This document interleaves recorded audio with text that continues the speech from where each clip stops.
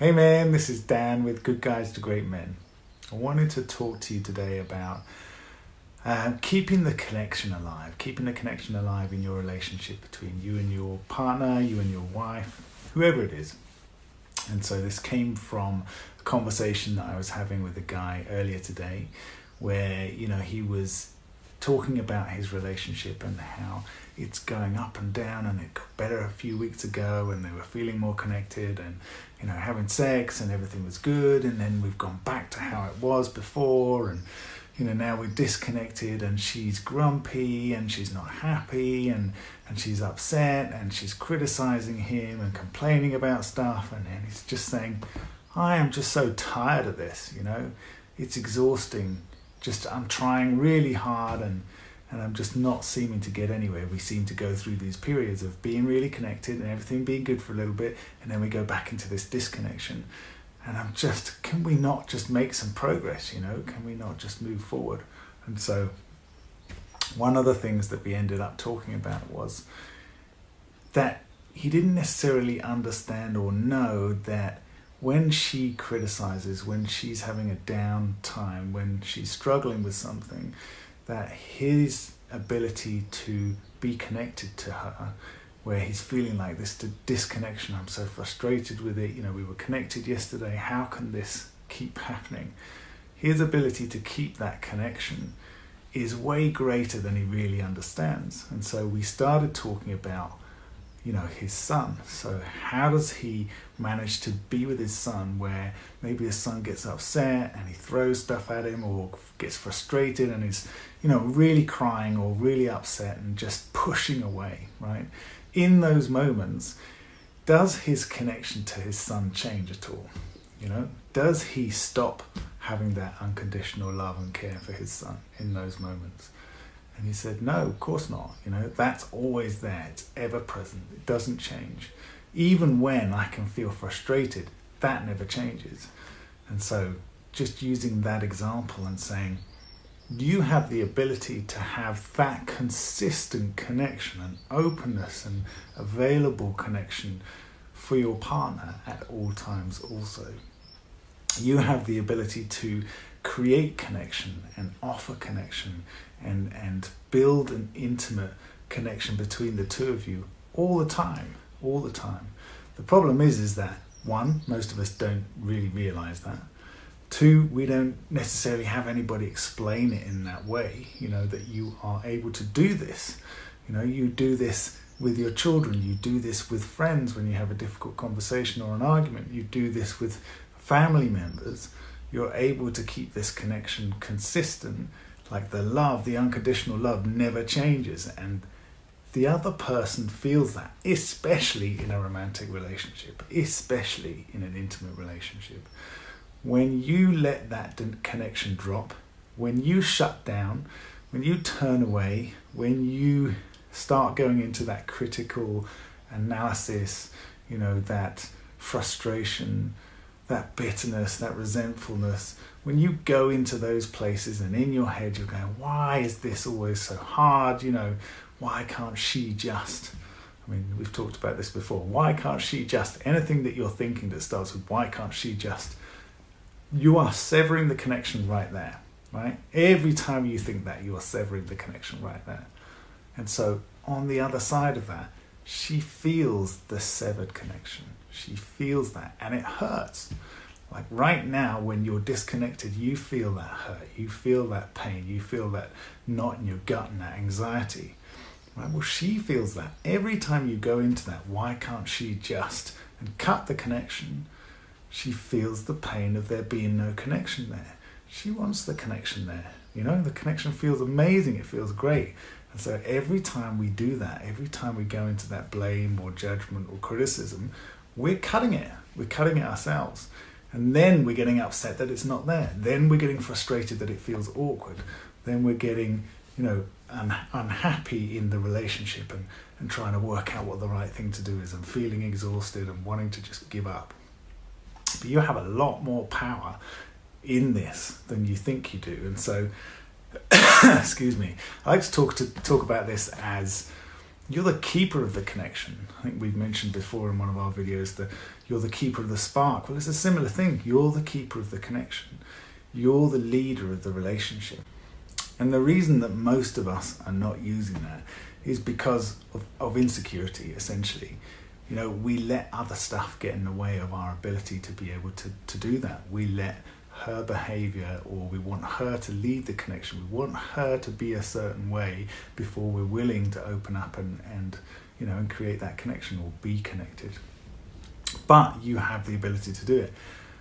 What I like to talk around this is, it's self-confidence, right? Self-confidence that you can do this and you can open that connection, and even if she's rejecting, even if she's disconnected from you, even if she doesn't come towards you when you do offer some kind of connection, right? You can still do that and not get hurt by it, not get upset by it. You can do it because it's part of who you are. You can do it because it's part of how you live your life. You offer connection to anybody and everybody whenever you want to, right? And that's completely under your control. And you do it for people that you care about. And you do it for people that are important to you.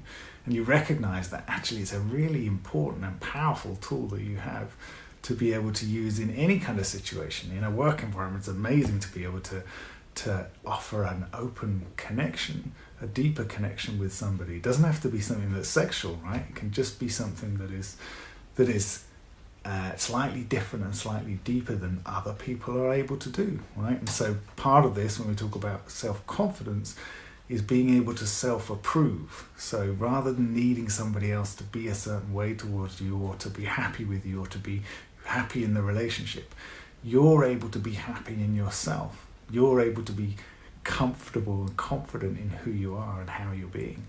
And then you're able from that place to consistently offer connection, to consistently offer an open dialogue, to consistently be available, to consistently be engaged, to consistently invite other people into fun, into relaxation, into connection.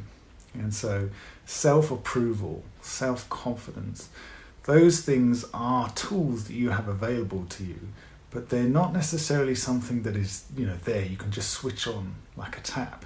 It's not something that is really instant. It's not something that's really easy for you to be able to do. And so this is part of what we do with guys. We take them through this process, quite an intense process, to get you from feeling like other people are able to take things away from you and that you're then stuck, to being able to say, actually, I'm the person that has all this stuff to offer, and actually other people really enjoy having this or receiving this stuff from me and really enjoy being connected to me. And so once you get into that place of, I'm no longer being affected by other people's emotions and other people's approval or disapproval of me, I'm actually able to do that to myself, to be happy in myself, no matter what's going on around me. Even if it feels like there's uncertainty about my future, I can still feel good in myself right now, good enough to be able to open up and offer connection, offer intimacy, offer, some kind of relaxation or fun or laughter or whatever it is.